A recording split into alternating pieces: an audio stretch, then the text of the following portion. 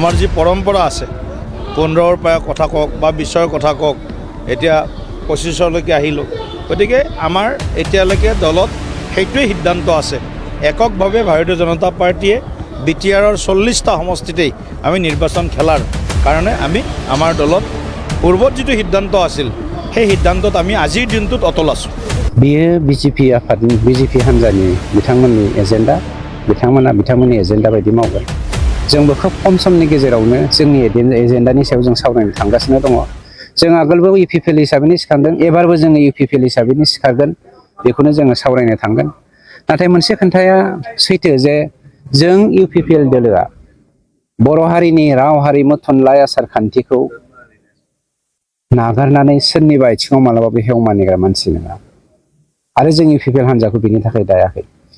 जोंनि राव हारिमु थुनलाइ आसार खान्थिखौ फोथांना लाखिनायजों लोगोसे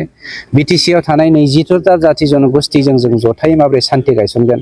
बिनि थाखायनो जों खामानि मावदों गतिके मोनसे बाथ्राया कनफार्म एनि पलिटिकेल पार्टिनि खाथियाव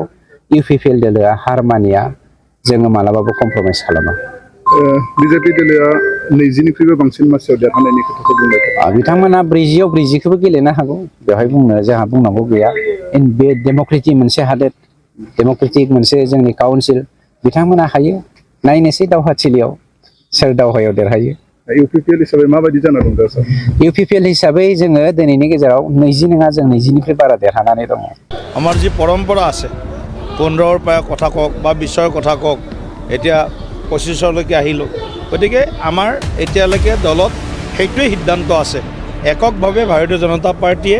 বিটিআৰৰ 40টা সমষ্টিতেই আমি নিৰ্বাচন খেলাৰ কাৰণে আমি আমাৰ দলত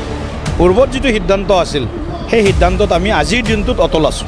बियो बिजेपि आफादनि बिजेपि हान्जानि बिथांमोननि एजेन्डा बिथांमोननि एजेन्डा बायदि मावगोन जोंबो खोब खम समनि गेजेरावनो जोंनि एजेन्डानि सायाव जों सावरायनो थांगासिनो दङ जों आगोलबो इउपिपिएल हिसाबैनो सिखांदों एबारबो जोङो इउपिपिएल हिसाबैनो सिखारगोन बेखौनो जोङो सावरायनो थांगोन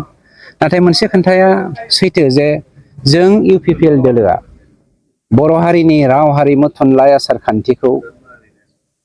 नागारनानै सोरनिबा आथिङाव मालाबाबो हेव मानिग्रा मानसि नङा आरो जों इउपिपिएल हान्जाखौ बिनि थाखाय दायाखै जोंनि राव हारिमु थुनलाइ आसार खान्थिखौ फोथांना लाखिनायजों लोगोसे बिटिसिआव थानाय 22टा जाति जनगोष्ठीजों जों जथायै माबोरै सान्थि गायसनगोन बिनि थाखायनो जों खामानि मावदों गतिके मोनसे बाथ्राया कनफार्म एनि पलिटिकेल पार्टिनि खाथियाव इउपिपिएल दोलोआ हार मानिया जोङो मालाबाबो कमप्रमाइज खालामा बिजेपि दोलोआ 20निख्रुइबो बांसिन मासियाव देरहानायनि खोथाखौ बुंबाय बिथांमोना 40आव 40खौबो गेलेनो हागौ बेवहाय जोंहा बुंनांगौ गैया बे डेम'क्रेटिक मोनसे हादोर डेम'क्रेटिक मोनसे जोंनि काउन्सिल बिथांमोना हायो नायनोसै दावहाथिलियाव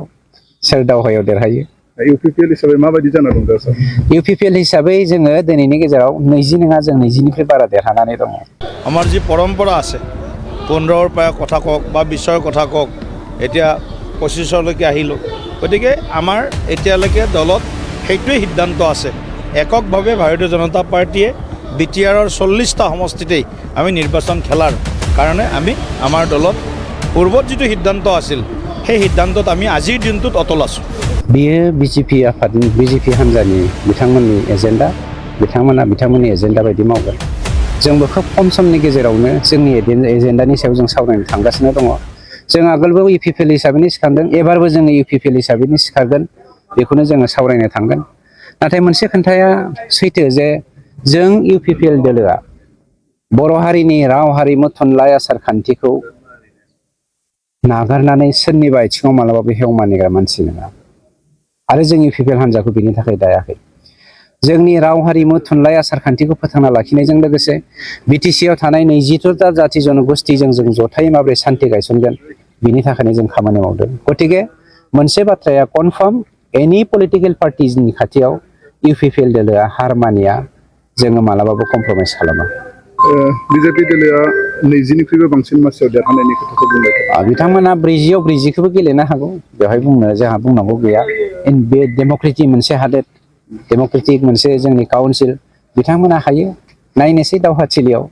सोर दावहायाव देरहायो इउपिपिएल हिसाबै माबायदि जाना दं दा सार इउपिपिएल हिसाबै जोङो दिनैनि गेजेराव 20 नङा जों 20निफ्राय बारा देरहानानै दङ আমাৰ যি পৰম্পৰা আছে 15ৰ পৰা কথা কওক বা 20ৰ কথা কওক এতিয়া 25লৈকে আহিলোঁ। গতিকে আমাৰ এতিয়ালৈকে দলত সেইটোৱেই সিদ্ধান্ত আছে, এককভাৱে ভাৰতীয় জনতা পাৰ্টীয়ে BTRৰ 40টা সমষ্টিতেই আমি নিৰ্বাচন খেলাৰ কাৰণে আমি আমাৰ দলত পূৰ্বত যিটো সিদ্ধান্ত আছিল সেই সিদ্ধান্তত আমি আজিৰ দিনটোত অটল আছোঁ। बियो BJP हान्जानि बिथांमोननि एजेन्डा, बिथांमोननि एजेन्डा बायदि मावगोन। जोंबो खोब खम समनि गेजेरावनो जोंनि एजेन्डानि सायाव जों सावरायनो थांगासिनो दङ। जों आगोलबो UPPL हिसाबैनो सिखारदों, एबारबो जोङो UPPL हिसाबैनो सिखारगोन, बेखौनो जोङो सावरायनो थांगोन। नाथाय मोनसे खोथाया सैथो जे जों UPPL दोलोआ बर' हारिनि राव हारिमु थुनलाइ आसार खान्थिखौ नागारनानै सोरनिबा आथिङाव मालाबाबो हेव मानिग्रा मानसि नङा। आरो जों UPPL हान्जाखौ बिनि थाखाय दायाखै। जोंनि राव हारिमु थुनलाइ आसार खान्थिखौ फोथांना लाखिनायजों लोगोसे BTC आव थानाय 22टा जाथि जनगोष्ठीजों जों जथायै माबोरै सान्थि गायसनगोन बिनि थाखायनो जों खामानि मावदों। गतिके मोनसे बाथ्राया कनफार्म, एनि पलिटिकेल पार्टिजनि खाथियाव UPPL दोलोआ हार मानिया, जोङो मालाबाबो कमप्रमाइज खालामा। BJP दोलोआ 20निख्रुइबो बांसिन मासियाव देरहानायनि खोथाखौ बुंबाय थादों। बिथांमोना 40आव 40खौबो गेलेनो हागौ, बेवहाय जोंहा बुंनांगौ गैया। बे डेम'क्रेटिक मोनसे हादोर, डेम'क्रेटिक मोनसे जोंनि काउन्सिल, बिथांमोना हायो। नायनोसै दावहाथिलियाव सोर दावहायाव देरहायो। UPPL हिसाबै माबायदि जाना दं दा सार? UPPL हिसाबै जोङो दिनैनि गेजेराव 20 नङा, जों 20निफ्राय बारा देरहानाय